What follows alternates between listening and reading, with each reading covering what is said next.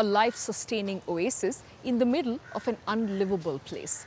Whether in an arid desert or even the idea of a settlement on the cold, dry, red Mars, humans have always tried to transform inhospitable landscapes into places where they can thrive. This week, we'll explore how these man-made oases affect both nature and us humans. This is Eco India, and I'm Sanuta Raghu. Water lilies, turtles, frogs, ducks, snakes, dragonflies, and even minnows. Imagine if one has to create a home for all these species to thrive. A group of Delhi-based scientists has created a wetland, which is an area between dry land and a water body, in the north of the city to provide an oasis for the region's biodiversity. Let's take a look at what impact this has had.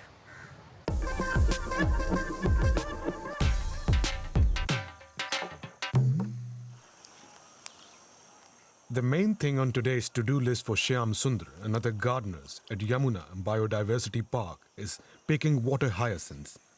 It is a relaxing job, but it is crucial for the survival of these wetlands in northern Delhi. Water hyacinths may be beautiful to look at, but they are a major pest in India. The aquatic plants are originally from the Amazon basin, but are now some of the most deadly invasives in native ecosystems in South Asia. The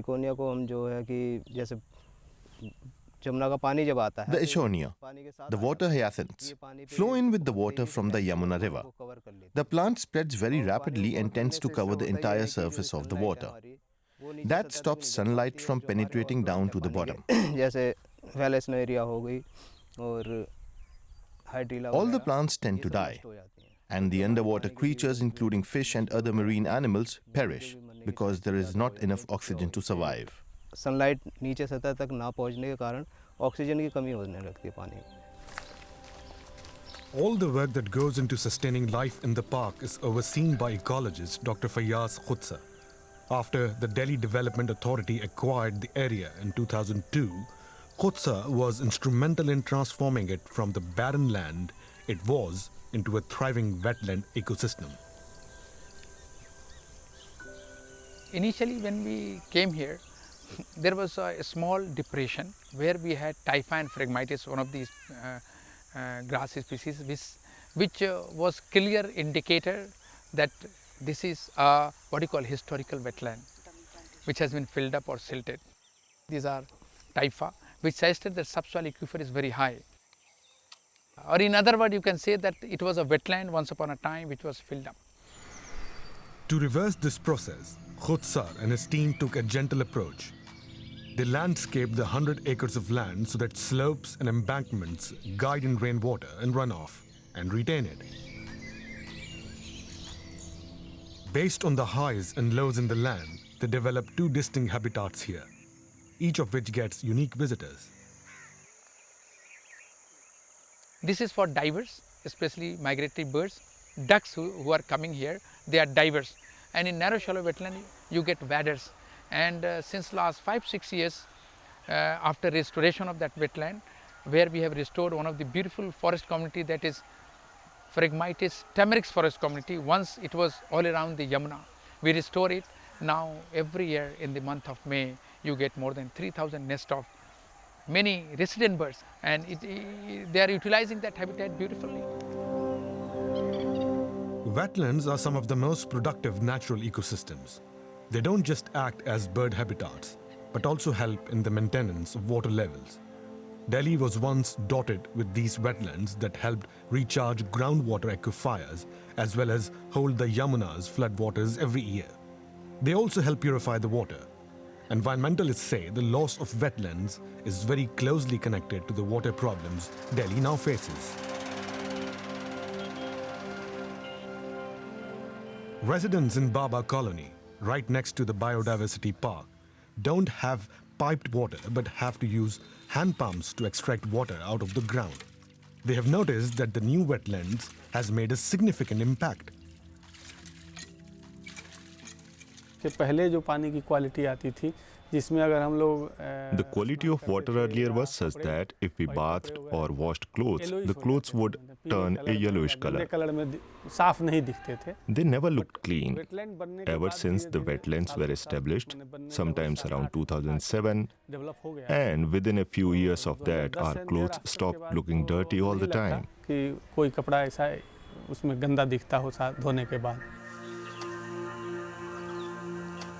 The ecosystem at Yamuna Biodiversity Park functions on its own, but it also benefits from an occasional helping hand. The gardeners are now planting jamun and arjun trees here to ensure that indigenous species flourish. They are better at retaining water and for the overall health of the ecosystem.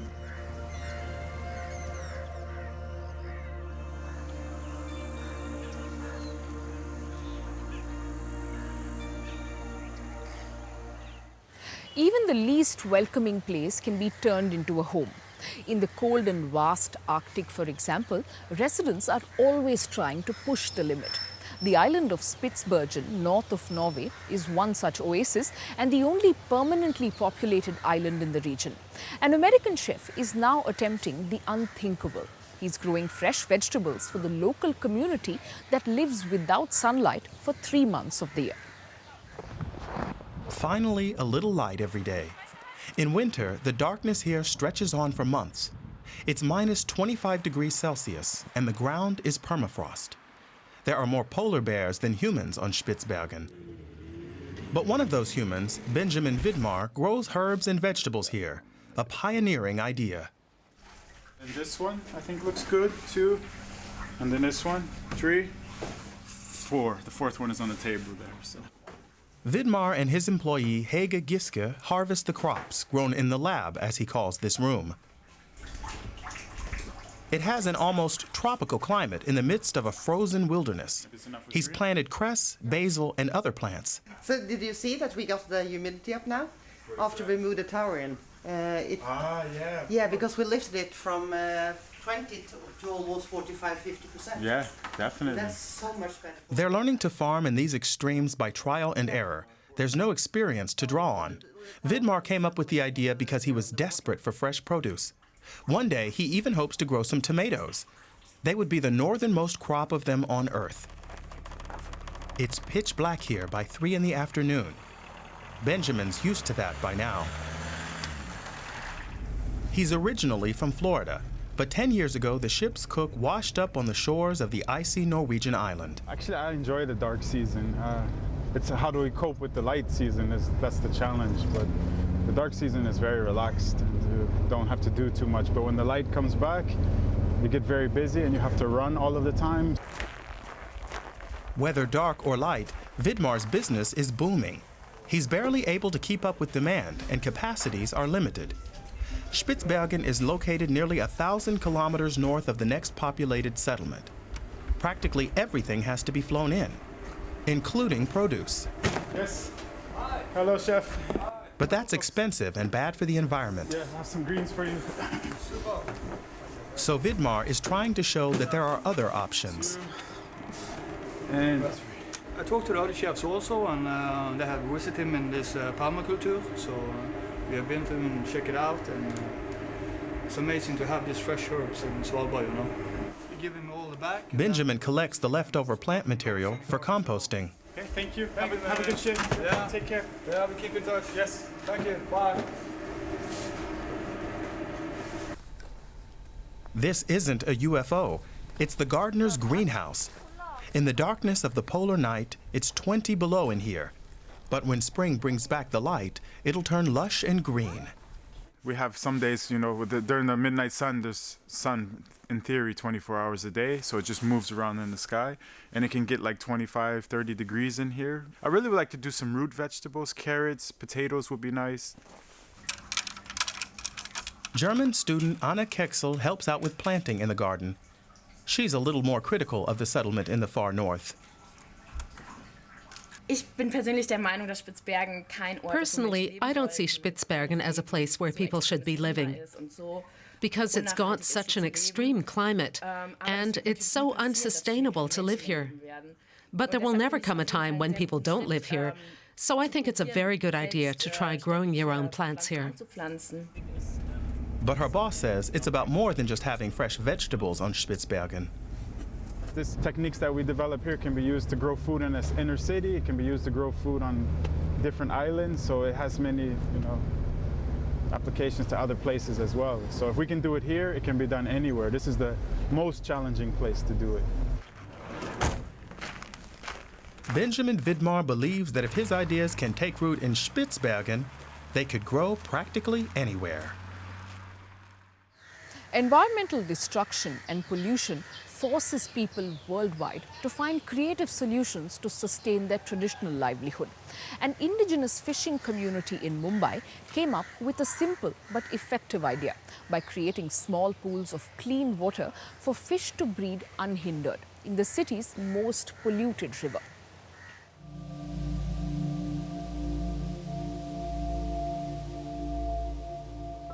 The Meeti River, today full of debris and pollutants, was once crystal clear. The river used to be very different. If we flicked a few coins in, we could see them clearly.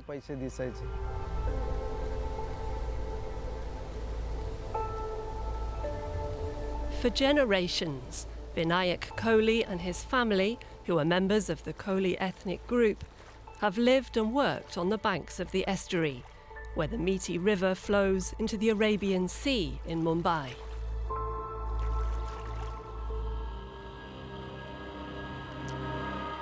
The 18-kilometre-long river is the dividing line between the city of Mumbai and its suburbs.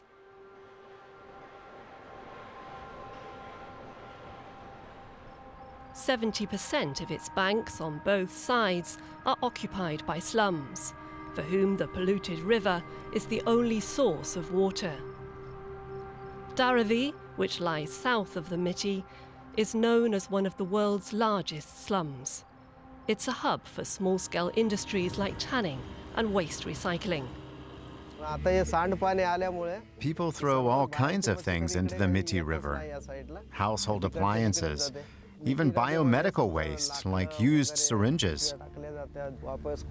They don't understand that we depend on this river for everything.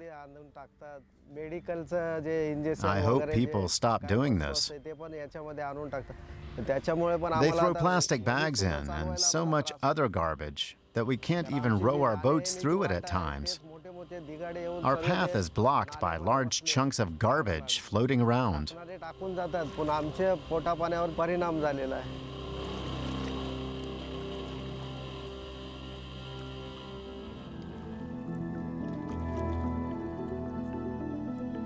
In view of the disastrous conditions, the fishermen have taken things into their own hands. Using an age-old practice, the Kohlis of Dharavi have manually built their own ponds, forming naturally enclosed areas.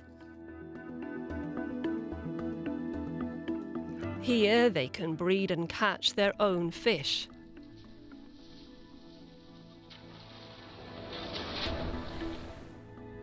To create the ponds, the fishermen have to remove the silt by hand and dam the seawater that flows into the estuary at high tide.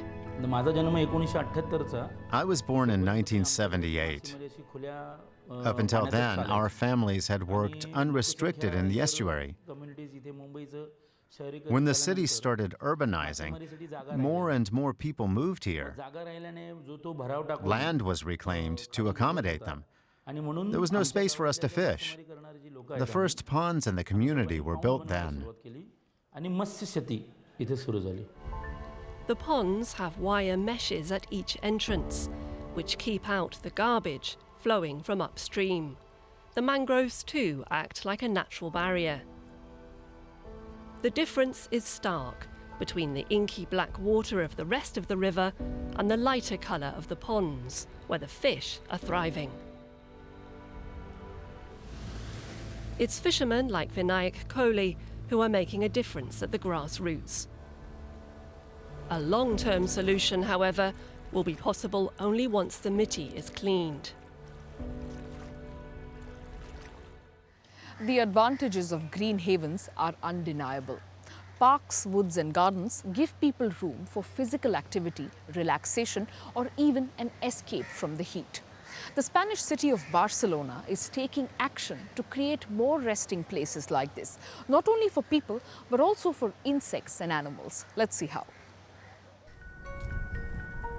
Cradled between lush hills and the Mediterranean Sea, Barcelona is Spain's second biggest city. Millions of people come here every year, not only to enjoy the city's unique flair, but also to visit world-famous buildings such as the Casa Milà and the Sagrada Familia, both designed by architect Antoni Gaudí. But now Barcelona could also become famous for its green ambitions. By 2030, the City Council's urban ecologists are looking to create an additional 160 hectares of green spaces. That's 1 square meter per resident. It's a very ambitious plan that will take a lot of effort. But local residents will benefit from these green spaces, which will also help absorb pollutants and regulate temperatures.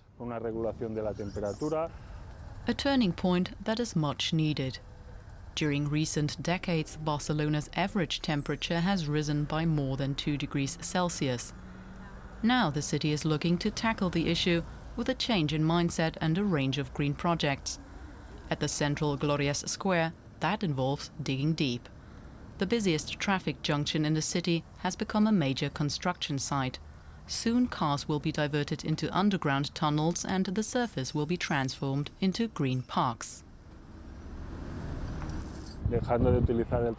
We want to move away from the use of private vehicles and create an environment that makes it easy to walk or go by bike or public transport.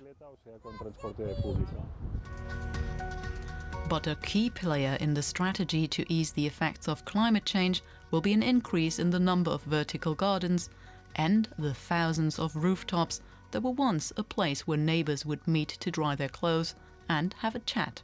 For Juan Bernardo Martín, they are a game changer.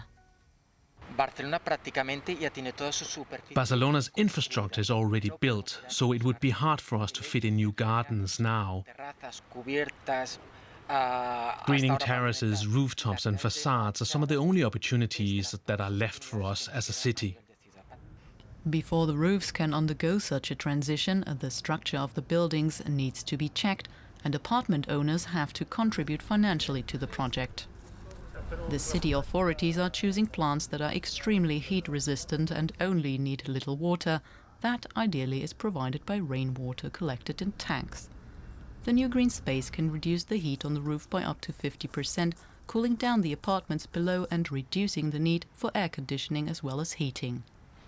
Bringing nature to Barcelona is a huge undertaking. This is about creating resilient spaces that can cope with the disruption that climate change is causing. Green spaces, both private and public ones, are really important, and that's why we need to commit to policy making that ensures the green areas in the city increase. Soon it may no longer be necessary to climb the hills if you want to get some fresh air and enjoy the beauty of nature. Deforestation and the loss of habitat of wild animals is a global issue. Often forest land is exploited and abandoned after many years of intensive cultivation, leading to a loss of soil fertility. A couple in the Western Ghats has proved that it is possible to turn such a wasteland into a flourishing forest again.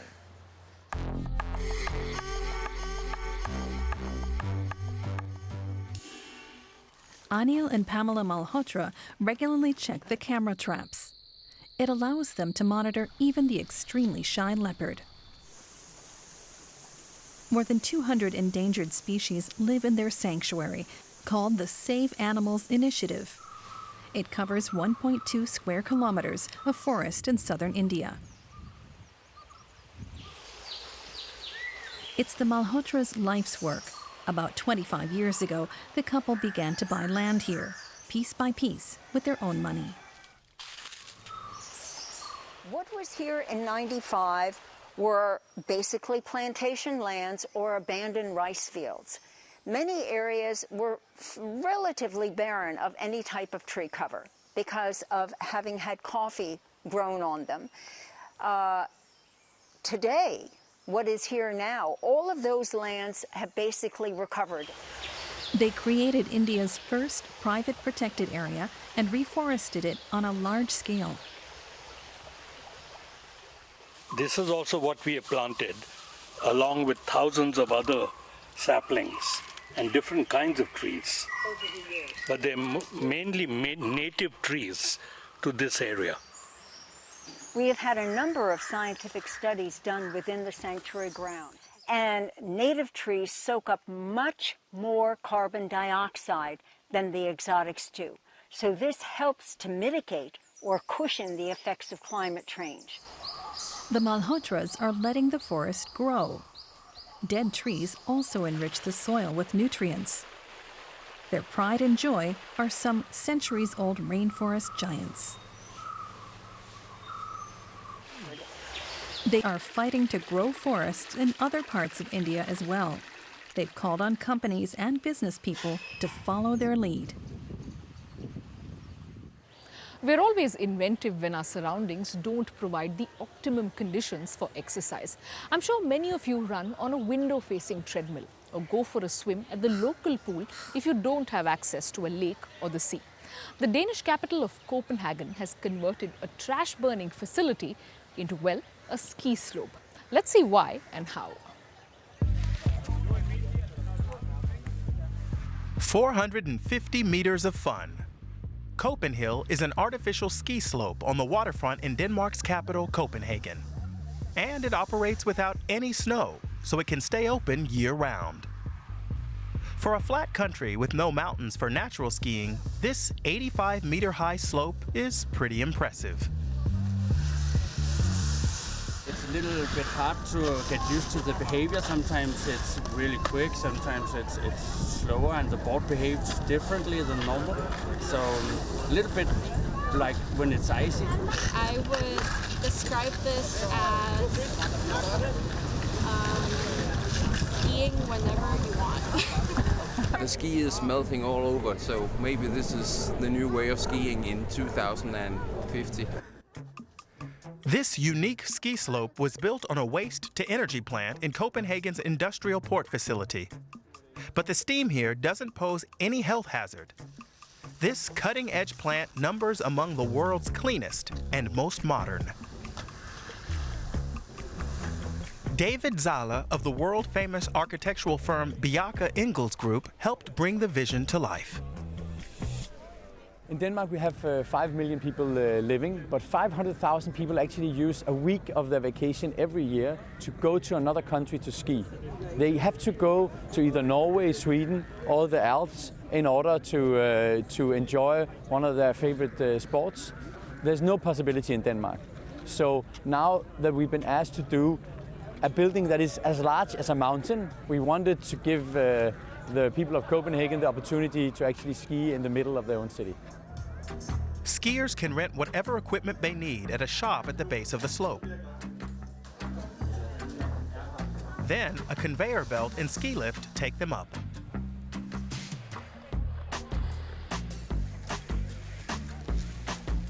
Skiers and snowboarders can show off their skills on the slalom course or in the fun park at the bottom of the slope.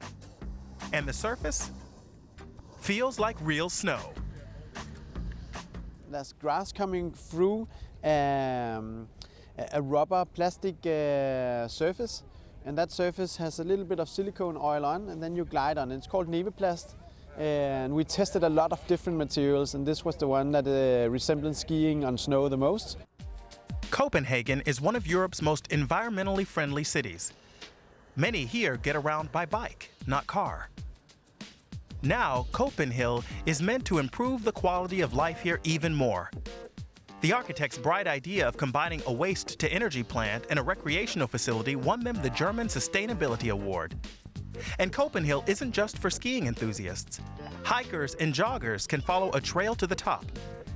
The entire area was built for recreation and bringing people closer together. And we don't need a functionalist city where you have people living in one place, people working somewhere else, the factories in a third place. We can actually combine everything, have a much more fun city, but also a more sustainable city, because instead of you having to travel to go everywhere with transportation, you can actually just walk around and have all the different facilities of a city within a close distance. Does Copenhagen have the stuff for a Copenhagen landmark? In any case, it does make Denmark's capital even greener. Well, there you go. If you have an idea to make your city more greener, tell us about it at ecoindia@dw.com. We're always looking for solutions that make our planet cleaner and greener. I hope you enjoyed today's episode. We'll be back next week. Until then, goodbye.